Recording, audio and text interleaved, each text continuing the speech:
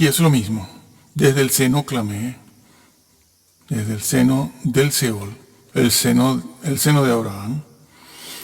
Y aquí el vocablo seno habla de la parte más profunda, más íntima del Seol.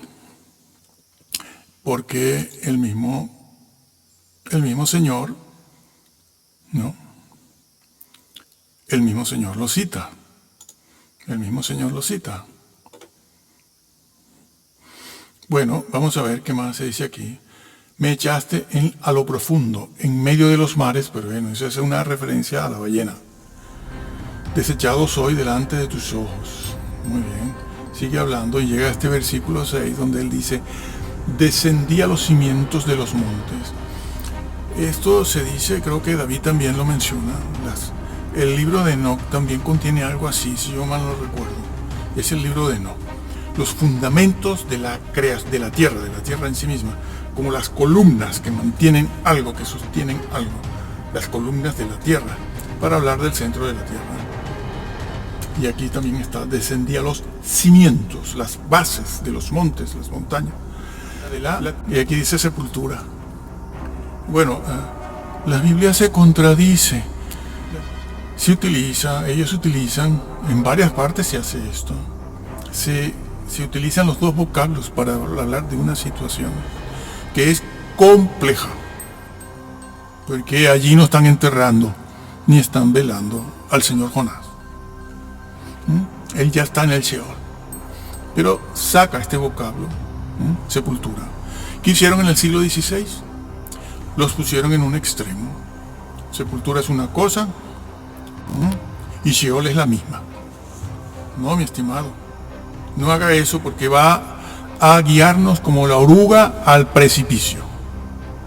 No haga eso porque es evidente que en el Antiguo Testamento, léalo usted como quiera en latín, es clara la diferencia que se hace entre sepultura y Sheol, y cuando se usan juntos, así como lo dije en el otro vídeo, sí, así como el vocablo amar y querer que vimos también en el penúltimo vídeo, creo. Aquello de Jesús le habla a Jesús, que le habla a Pedro, ¿no? Después de la resurrección, se encuentra con Pedro. ¿Y qué le dice? Pedro, ¿me amas? Y resulta que el apóstol Pedro ahora está un poco más tranquilo, más maduro, ha pasado por una derrota. Y entonces le dice, sí, Señor, yo te quiero. Jesús no se conforma con eso. Y entonces le dice, por segunda vez, Pedro, ¿me quieres? ¿Me amas? ¿Me amas? Pedro, ¿me amas? Pedro dice, bueno, Señor, sí, yo te quiero. La tercera vez vuelve Jesús a preguntarle, pero esta vez Jesús rebaja el listón, rebaja la exigencia, ¿no? Y se pone a la altura de Pedro para hacerle ver a Pedro que no es correcta su respuesta. No está a la altura de lo que el Señor exige. Y entonces el Señor, en esa tercera vez, le dice, está bien, Pedro, ¿me quieres? Y entonces Pedro se da cuenta de que el Señor le está dando la oreja y le dice, bueno, Señor, tú sabes todas las cosas, tú sabes que yo te quiero, porque decirte a ti ahora te amo, después de haberte traicionado, negado, de manera reiterada y abierta, pues no tiene sentido. He ahí un judío verdadero, no es hipócrita, ese era un judío real, Pedro, por eso el Señor lo eligió. Ya el Señor le irá enseñando a Pedro, irá madurando Pedro, pero eso era lo que el Señor buscaba.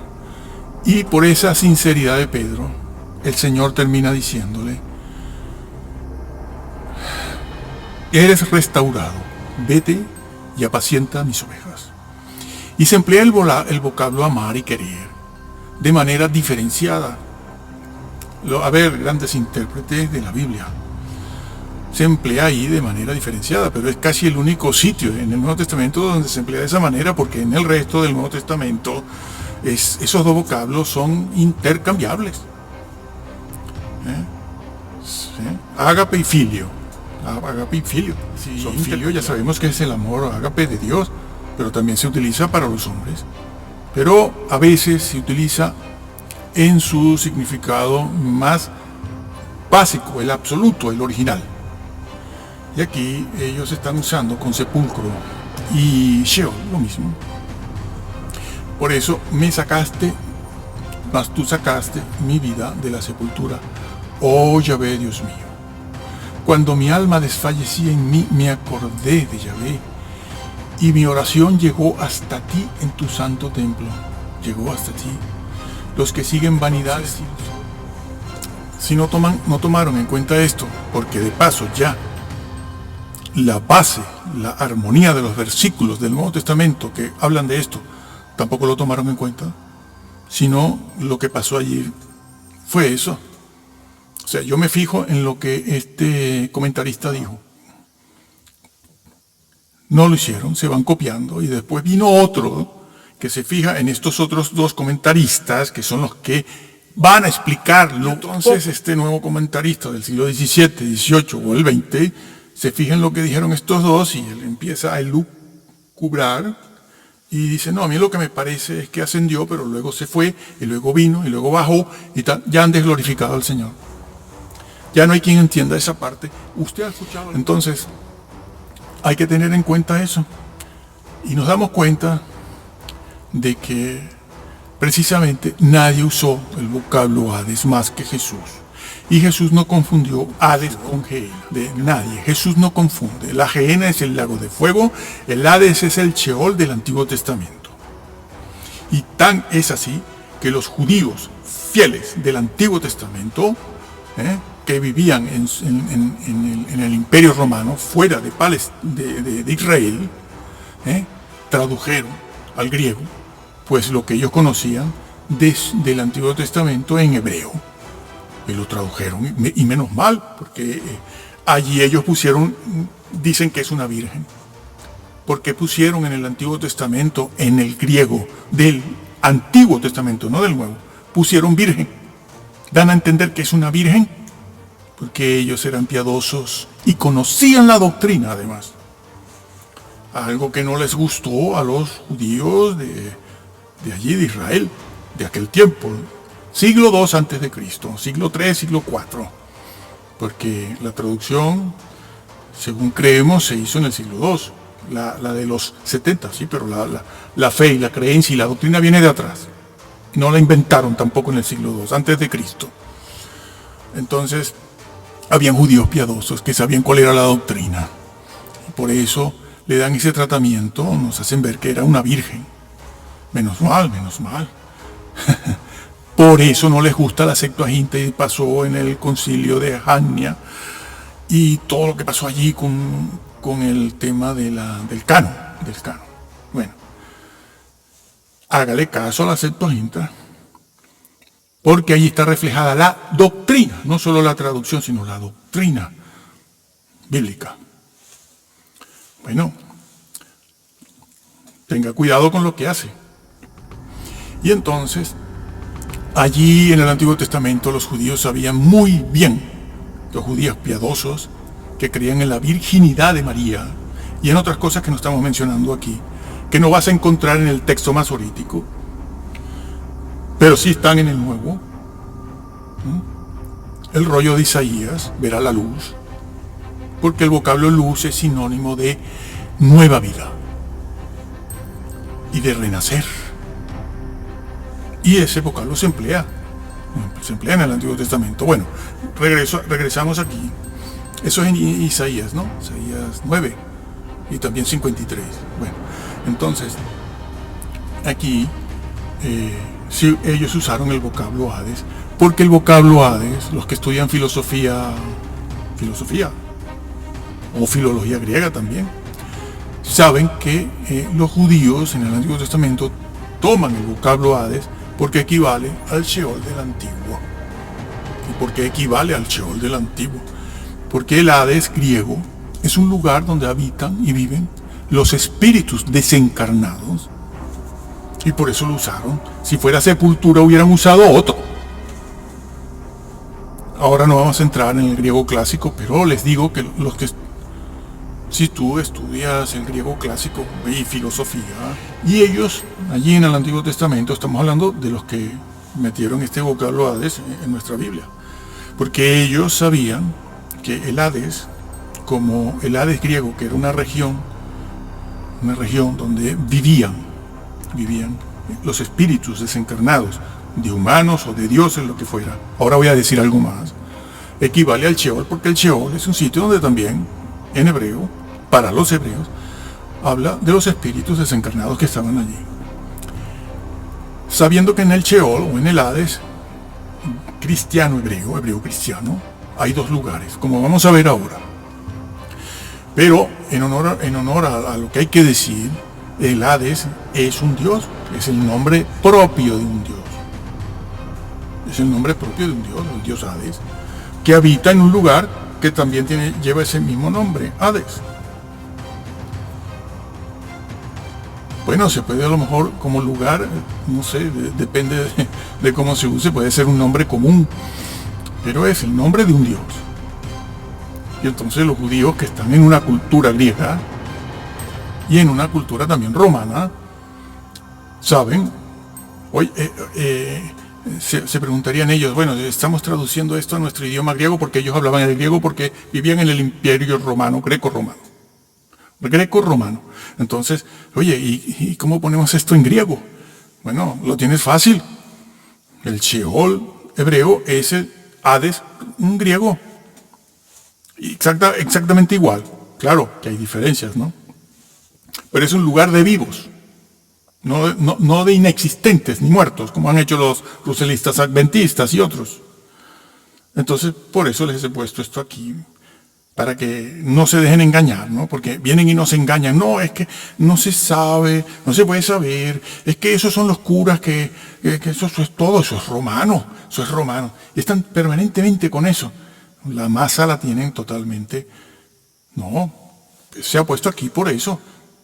Jesús fue el que habló. Vamos a ver. No fue Jesús el que usó la palabra Hades. ¿Cómo está eso en arameo? ¿Cómo está en la pechita? Apocalipsis 1:18. Porque claro, también viene, no, eso es griego. El idioma oficial en Israel era el griego. En tiempos de Jesús, el idioma oficial en Israel era el griego. Ellos hablaban el arameo, está claro. Como en cada región del Imperio Romano hablarían su idioma, pero el idioma oficial era el griego.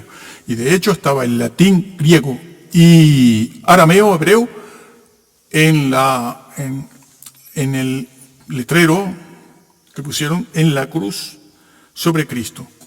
Jesús, rey de los judíos. Latín, porque ya el latín ya estaba tomando fuerza, el latín en aquella época. El idioma de ellos, el arameo, a lo mejor estaba escrito en hebreo, en algunos sitios. Y por supuesto griego, que era el idioma oficial. Ese era el idioma oficial de ellos. Y él es el que dice, yo tengo las llaves, es decir, la autoridad. No es una llave física de la muerte y el Hades. Pero es que Juan es judío. Pero es que Pedro también es judío, y habla de Hades. Pero ellos están escribiendo al mundo gentil y se escribe en griego. Al mundo gentil no le puedes escribir en arameo, en la pechita, sí. Pero si estás hablándole al mundo griego, como son todas las epístolas de Pablo o del mismo Juan, que por eso utiliza el vocablo logos, era un concepto griego también. Entonces tienes que utilizar el vocablo Hades. Está escrito ahí en Apocalipsis 1:18, Mateo 11, alguno de esos. Bueno, sí, ahí hay suficientes, los vamos a ver. Tienes que utilizar el vocablo Hades para el mundo del Imperio Romano, porque es un imperio greco-romano. No le puedes decir Sheol porque se van a quedar en la luna. Aquí tenemos el griego con sus equivalentes al castellano. Al final tiene que ser, aquí está, muerte Thanaton, de tanatorio. Ya eso lo vimos en el pasado, ¿no? De la muerte y el Hades. Esto es Hades, esto que tienen aquí es Hades. ¿Lo ven? No, eso es Hades.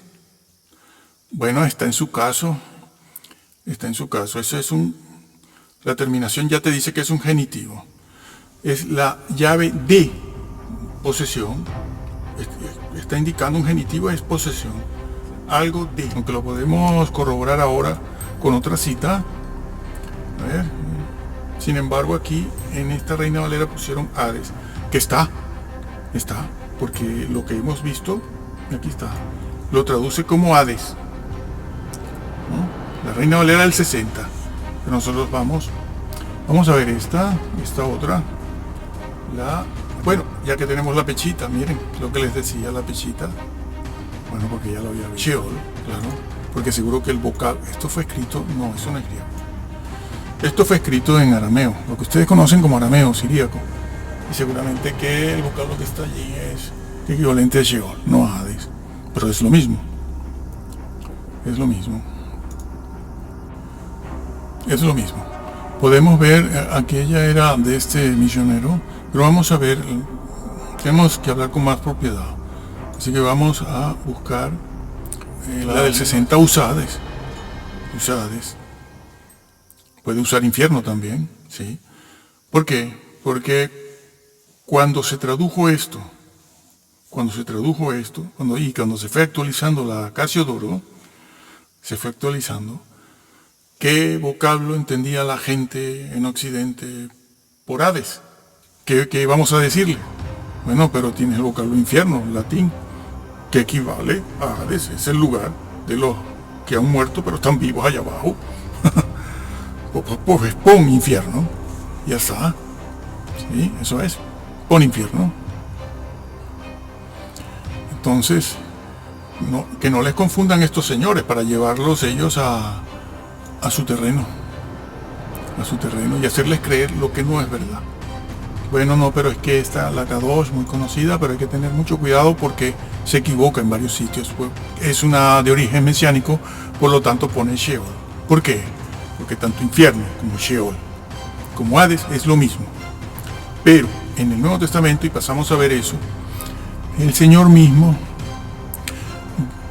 dice que entiende el por Hades. Y está la historia del rico, ¿no? Está la historia del rico, que es increíble.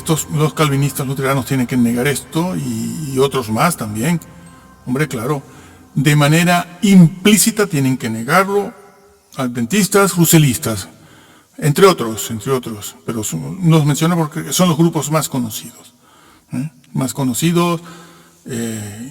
y que se van peleando por el campo de acción. Se van quitando unos a otros, robando unos a otros. Eso es lo que hacen. Lo han negado. La historia del rico y Lázaro, y cuando hablan de esta parábola, solo pueden llegar hasta el punto donde termina. No entran en la conversación, como hemos dicho siempre, entre el padre Abraham y el rico. ¿Qué necesidad hay después de describir el lugar del infierno, el Hades o el Sheol, pasar a esa conversación entre el padre Abraham, en el seno de Abraham, que es el Hades, exactamente, esa parte de los santos en el Hades, esa conversación entre el lado malo de los condenados y el lado de los santos del Antiguo Testamento? ¿Qué necesidad hay de el Señor Jesús? Y eso es una historia que no tiene importancia. ¿Para qué esa conversación? Mándalo a que resucite y vaya a mi padre, a mi familia. Y no, pero es que el arrepentimiento sí, pero es que no creerán, sí creerán. Bueno, de eso hemos hablado otras veces. Ya. Bueno, al final Abraham le dice, a Moisés y a los profetas tienen. Por eso ellos evitan la conversación los calvinistas, de llegar a esa parte, porque tendrían que hablar de Moisés y los profetas. Y resulta que Moisés y los profetas es el amor ese del que tanto hablan. Y porque el tema del arrepentimiento, quien lo saca es el rico en el infierno y no el padre Abraham. Y resulta que el tema del arrepentimiento, como ya hemos dicho 100 veces, es un tema del Nuevo Testamento, sí, pero está en el Antiguo también. ¿Por qué? Porque es el mismo método de salvación que el del Nuevo. Y nada de estar creando dos métodos de salvación como Scofield y otras personas. Es el rico el que saca el tema y le dice, mándalo. Si él resucita, ellos se arrepentirán, dice. Pero claro, el padre Abraham le dice, no, eso no es así. No se van a arrepentir. Bueno, lo dice el rico, dice, no, si no resucita alguien y va a mi familia, nadie se va a arrepentir de nada. Entonces ¿qué se puede hacer? Y el padre Abraham se lo dice clara y tranquilamente.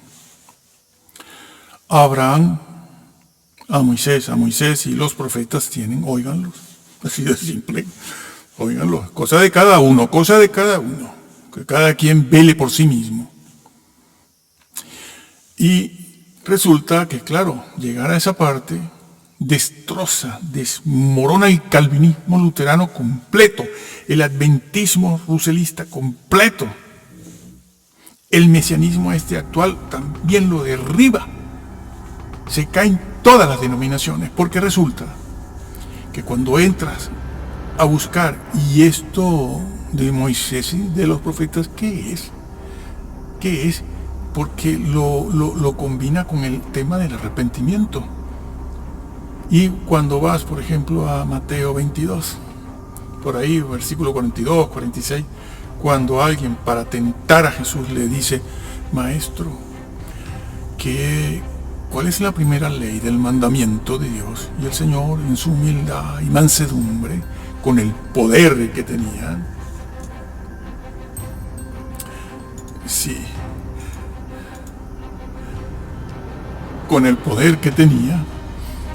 le dice, el primero es amarás a Dios sobre todas las cosas y a tu prójimo como a ti mismo. Esta es, eso lo dice en otro sitio. Aquí en Mateo 22 dice, de esto pende la ley y los profetas, el amor. Y la ley y los profetas están enganchados. Ese es el original, Se van al original griego y lo ven allí. Pende, es decir, si tú cumples toda la ley y los profetas, estarás amando a Dios y a tu prójimo. Y claro, cuando te metes en eso, después te vas otra vez a otra frase que es Moisés y la ley, que está en Mateo 7, versículo 12, 13, 14, que es la regla de oro también. Es la regla de oro donde no le hagas a tu prójimo lo que tú no quieres que te hagan a ti. E inmediatamente dice, esta es la ley, esta es Moisés y los profetas. Moisés y los profetas. Inmediatamente ese versículo 12, 13, 14, dice, estrecha es la puerta, estrecha es el camino. A ver quién entra por ahí. Pocos, no muchos, multitudes, no. La Biblia jamás habla en esos temas. Pocos. Y ese es el concepto que Jesús tiene de Hades, porque él es un judío y tiene el concepto de Sheol. Y cuando se lo dice a Juan en Apocalipsis y cuando se escribe Lucas esa historia, pues lo ponen en griego, por muy judíos y arameos que sean y hablen el hebreo, que no lo hablaban el arameo,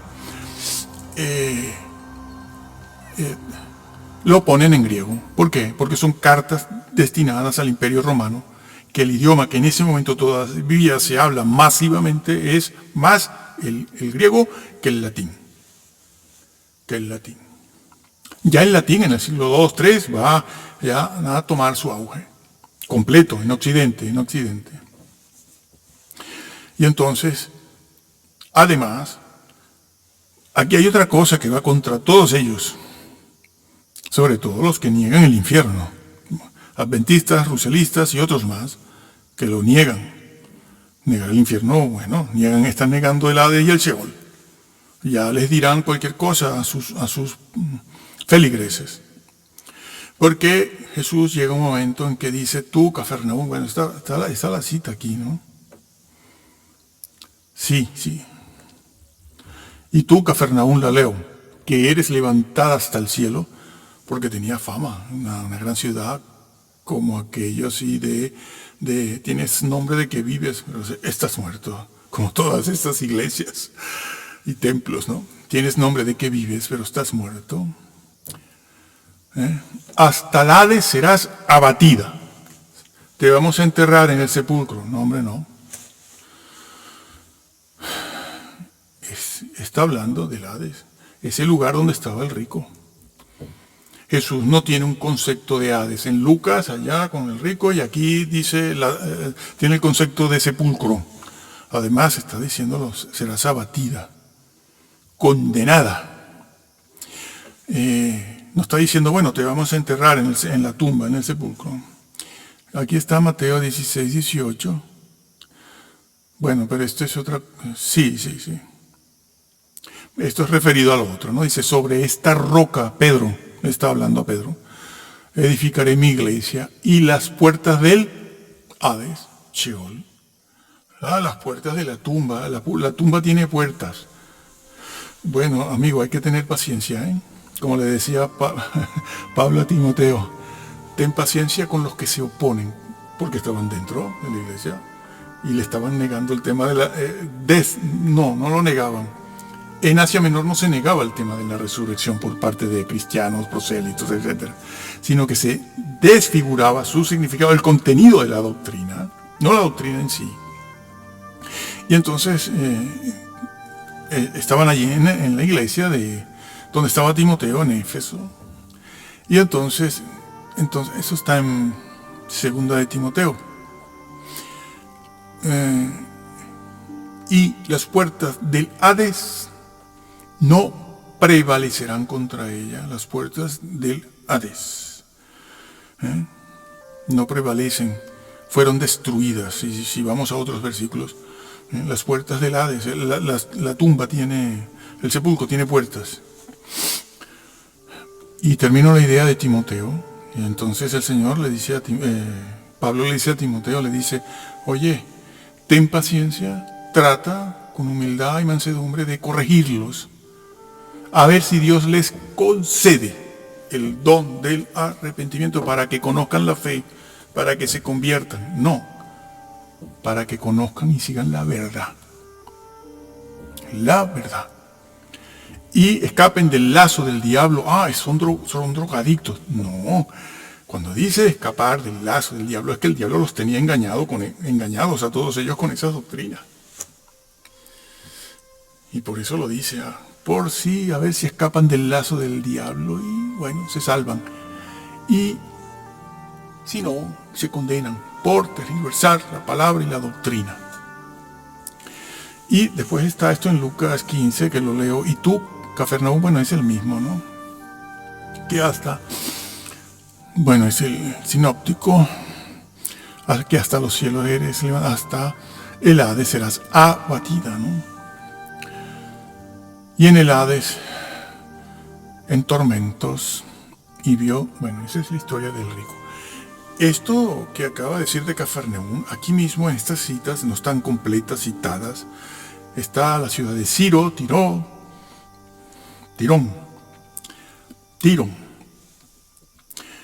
que va a decir de ellas lo mismo que acaba de decir de Cafarnaúm.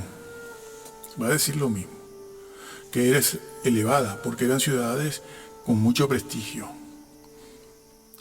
Pero el mensaje que traían del Antiguo Testamento, como todos los demás judíos de la época de Jesús, era falso.